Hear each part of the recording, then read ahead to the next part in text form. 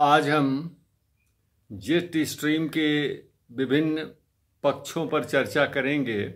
Today I will talk about different aspects of jet streams like it's naming, characteristic features, types, causes of its origin, the jet stream cycles and its impact on weather conditions।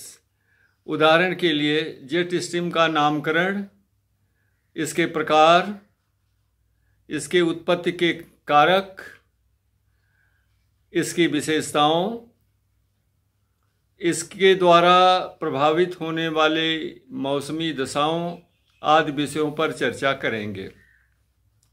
In fact, jet stream is a circumpolar westerly wind over the poles।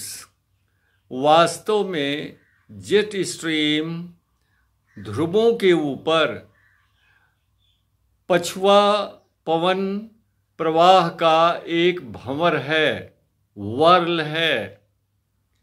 इसका नामकरण अजीब घटना के समय, second world war के समय हुआ, जब अमेरिकन बॉम्बर जेट प्लेन्स पूरब से पश्चिम की तरफ अर्थात जापान की तरफ जा रहे थे। उस समय हवा के द्वारा उनमें बाधा उत्पन्न हो रही थी और गति कम हो रही थी। The naming of jet stream is a very interesting incident. During Second World War, the American bomber jet planes were flying from east to west towards Japan, and the pilot found obstruction in flying the planes and there was marked reduction in the speed। जबकि वापसी में यानी पश्चिम से पूरब आने पर इस तरह की बाधा नहीं थी और प्लेन की गति में काफ़ी वृद्धि हो गई। While returning to America from west to east, there was no obstruction, rather there was acceleration of speed of the bomber aircraft, jet aircraft। बाद में अध्ययन करने के बाद, खोज करने के बाद पता चला कि ऊपरी क्षोभ मंडल में पश्चिम से पूर्व दिशा में प्रबल पवन संचार होता है। Later on, detailed investigation and observation revealed the fact there was very strong westerly wind in the upper troposphere। और इस वायु के कारण जेट विमान की गति में अंतर आ रहा था। And this strong wind caused differences in the speed of jet planes।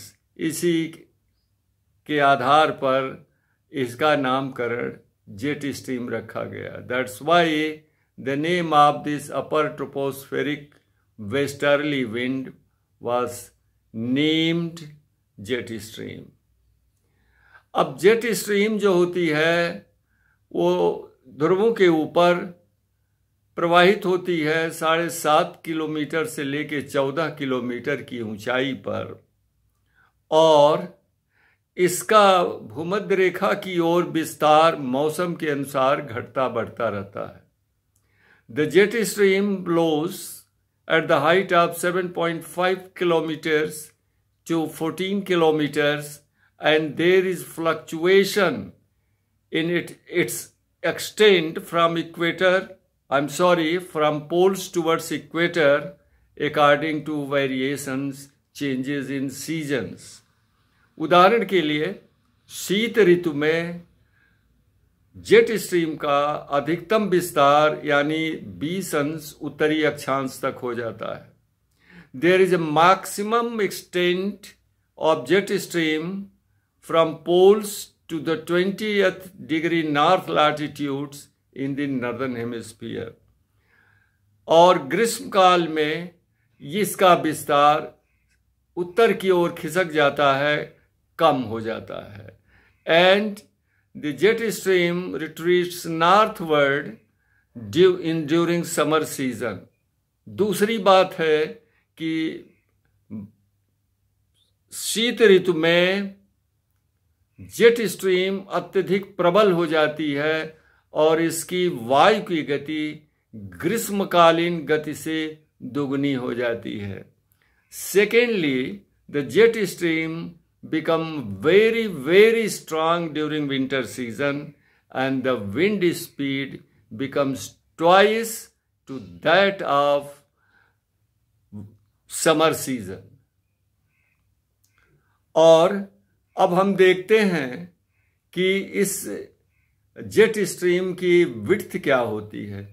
Jet stream, जैसा मैंने बताया कि ये 7.5 किलोमीटर से 14 किलोमीटर की ऊंचाई पर, कुछ 100 किलोमीटर की चौड़ाई में और 2 से 4 किलोमीटर की गहराई में प्रवाहित होती है. अब ये देखना है कि इस जेट स्ट्रीम का जनन कैसे होता है. How the jet streams are generated.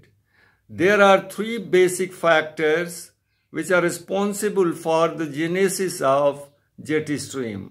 Number 1 is development of steep temperature gradient from equator towards the poles. Number 2, development of high pressure over the globe. Number 3, genesis of circumpolar whirl in the upper troposphere caused by upper tropospheric cyclonic circulation or low pressure. अब ये देखना है कि jet stream की उत्पत्ति कैसे होती है. इसकी उत्पत्ति के लिए 3 प्रमुख कारक हैं. नंबर 1, भूमध्य रेखा से ध्रुवों की ओर तीव्र तापीय प्रवणता. नंबर 2, ध्रुवों के ऊपर उच्च वायुदाब का निर्माण. नंबर 3, ध्रुवों के ऊपर परिध्रुवीय पवन भंवर का निर्माण, जो कि ऊपरी क्षोभ मंडल के लो प्रेशर के कारण विकसित हो जाता है. अब ये जो हवाएं हैं, जेट स्ट्रीम हैं, ये जब सीधी गति में चलती हैं, सीधी दिशा में चलती हैं, तो इनका मौसम पर कोई खास प्रभाव नहीं होता है. लेकिन निर्माण के बाद धीरे धीरे इनके मार्ग में वक्राकार मार्ग होता जाता है. Slowly and slowly the jet streams follow sinuous courses, और सीधे मार्ग से लेकर के मेंडरिंग कोर्स तक कि जो समय की अवधि होती है जिसमें पूर्ण होता है, उसको हम इंडेक्स साइकिल कहते हैं. The total period of time from the straight path to its meandering path is called index cycle. और ये 4 अवस्थाओं में परिपूर्ण होता है. The index cycle is completed in 4 stages. Number 1 stage में जेट स्ट्रीम सीधी रेखा में प्रवाहित होती है, लेकिन जैसे जैसे समय आगे बढ़ता है इसका मार्ग वक्र होता जाता है. In the first stage there is a straight path followed by the jet stream, but with the march of time it follows sinuous path. और थर्ड स्टेज में आते आते इसका मार्ग जो है, प्रवाह मार्ग जो होता है, पूर्ण रूप से विसर्पित हो जाता है. It follows complete meandering path of its flow in the third stage, और इसे कहते हैं रासबी वेव्स. रासबी महोदय के आधार पर इसको हम रासबी लहर भी कहते हैं. चौथे स्टेज में आते आते इतना ज़्यादा मेंडरिंग हो जाती है कि some of the meandering belt of moving jet stream is cut off, और जिसके कारण जैसे नदी में के मेंडर में कट ऑफ होता है वैसे यहाँ भी कट ऑफ हो जाता है। और ये जो कट ऑफ पोर्शन है जेट स्ट्रीम का, इसमें दो तरह का पवन संचरण होता है, एक चक्रवाती होता है और ऊंचाई पर प्रतिचक्रवाती होता है। Cyclonic pattern system of air circulation and anti cyclonic. और इस कारण से क्षोभ मंडल में वायु में डाइवर्जेंस और कन्वर्जेंस होता है। इस कारण से क्षोभ मंडल में वायु का अपसरण और अभिसरण होता है, जिसके कारण चक्रवाती और प्रतिचक्रवाती दशाएं विकसित होती हैं। And this divergence and convergence causes upward and downward movement of air and generate cyclonic and anticyclonic conditions। चक्रवाती दशा में हवा में ऊपर की तरफ गति होती है, प्रति चक्रवाती दशा में हवा के नीचे की गति होती है। There is downward movement in anticyclonic system of air circulation and upward movement of air in cyclonic circulation। परिणाम ऊपरीमुखी ऊपर की ओर गति होने के कारण स्ट्रेटोस्फीयर और ट्रोपोस्फीयर की हवाओं में मिश्रण ज़्यादा हो जाता है, और ये अपवर्ड जो मूवमेंट होता है ऊपर की तरफ जो होती है वो ट्रोपोस्फीयर से पोल्यूटेंट्स को लेके स्ट्रेटोस्फीयर में पहुंच जाते हैं। जैसे कि ऊपर उठने वाली ये हवाएं ट्रोपोस्फीयर से प्रदूषक क्लोरोफ्लोरोकार्बन को स्ट्रेटोस्फीयर में पहुंचा देते हैं, जिसके कारण ओजोन में क्षरण होता है। अब जो ये साइक्लोनिक और एंटी साइक्लोनिक सिस्टम बने मेंडरिंग पाथ के कट ऑफ होने से, इसके द्वारा ही लोकल स्थानीय स्तर पर मौसम प्रभावित होता है, भारत की मानसून जलवायु भी प्रभावित होती है। लेकिन इसका विस्तरण हम अगले वीडियो में करेंगे। आज इसमें बस इतना ही।